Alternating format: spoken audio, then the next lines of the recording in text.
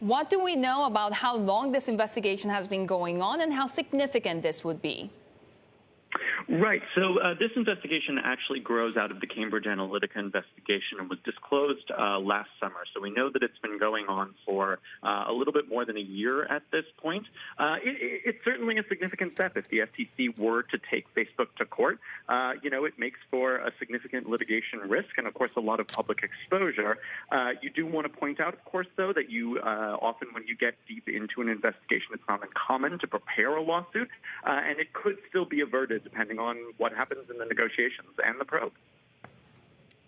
Right, Ben, because we saw this happen, of course, with Google, where they spent a long time preparing, doing this similar kind of investigation and deciding not to file that lawsuit. What could Facebook potentially do to, fend off some of these concerns being held by the FTC?